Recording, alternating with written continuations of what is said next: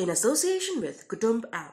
अनेक ग्रुपों से पाइए छुटकारा, आपके संगठन का अपना ऐप कुटुंब ऐप। फटैक खबरें 30 सेकंड में, डाउनलोड करें तक ऐप। नमस्कार, आप देख रहे हैं बिहार तक। मैं हूं आपके साथ सुकन्या सिंह।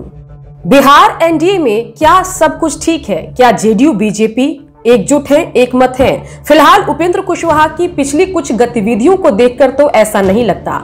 उपेंद्र कुशवाहा नाटककार दया प्रसाद सिन्हा के सम्राट अशोक की मुगल शासक औरंगजेब से तुलना पर लगातार बीजेपी के खिलाफ हमलावर हैं और उनसे पद्मश्री पुरस्कार वापस लेने की मांग कर रहे हैं।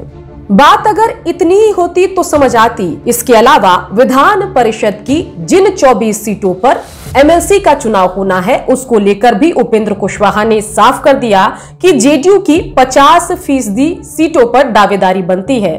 बता दें कि इन 24 सीटों में 12 सीट जहां बीजेपी की है, वहीं जेडीयू की सिर्फ 6 जीती हुई सीट है। तो ऐसे में सवाल ये है कि क्या इतना बड़ा कॉम्प्रोमाइज करके फॉर्मूला 50-50 पर बीजेपी तैयार होगी, वो भी उस परिस्थिति में जब लोकसभा से लेकर विधानसभा दोनों चुनावों में बड़े भाई बनकर बीजेपी नतीजों के बाद उभरकर बिहार में सामने आई थी।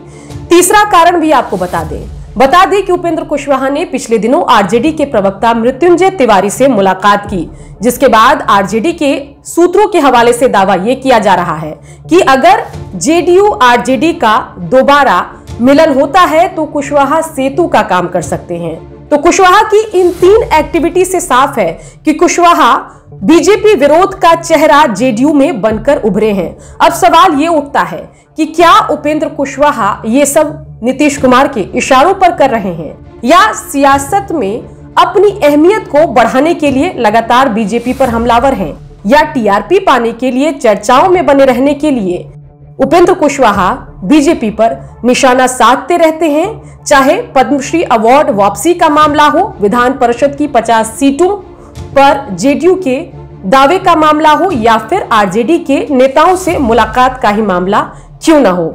इस पूरे मामले पर बिहार बीजेपी के बड़े नेता उपेंद्र कुशवाहा का ज्यादा लोड लेने को तैयार नहीं है। वो अपनी तरफ से ये कह रहे हैं कि कुछ नेता जिनको राजनीति में कोई मेवा नहीं मिल रहा, वही चर्चाओं में बने रहने के लिए इस तरह की बयानबाजी करते हैं और ऐसे नेताओं का भारतीय जनता पार्टी लोड नहीं लेती। तो मतलब साफ है कि बेशक उपेंद्र कुशवाहा बीजेपी पर हमलावर हैं, लेकिन बीजेपी उनकी बातों पर जवाब नहीं दे रही, नोटिस नहीं ले रही। ऐसे में सवाल ये भी उठ रहा है कि बड़ी महत्वाकांक्षा लेकर अपनी पार्टी राष्ट्रीय लोक समता पार्टी का जेडीयू में विलय कराकर खुद जेडीयू के नेता बनने वाले उपेंद्र कुशवाहा क्या अपनी घटती सियासी हैसियत से नाखुश हैं और इसी वजह से कुछ न कुछ बयानबाजी कर रहे हैं। बता दें कि उम्मीद थी कि उपेंद्र कुशवाहा अगर जेडीयू में आएंगे तो उनको बड़ी भूमिका मिलेगी, बड़ी जिम्मेदारी मिलेगी। चर्चा हुई कि जब केंद्र में कैबिनेट में मंत्री बनाने की बात आएगी तो उपेंद्र कुशवाहा का भी नाम होगा, लेकिन वहां भी उपेंद्र कुशवाहा का नाम नहीं हुआ।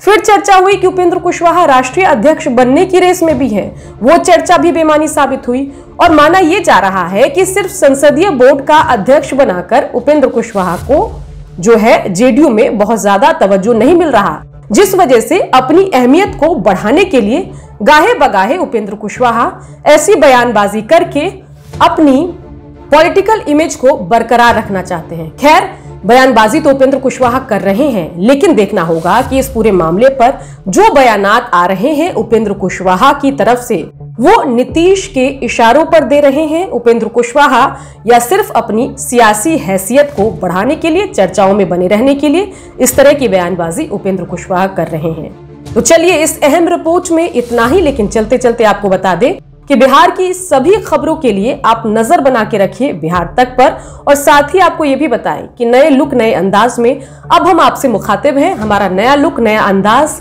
आपको पसंद आ रहा है या नहीं, ये भी कमेंट करके जरूर बताएं।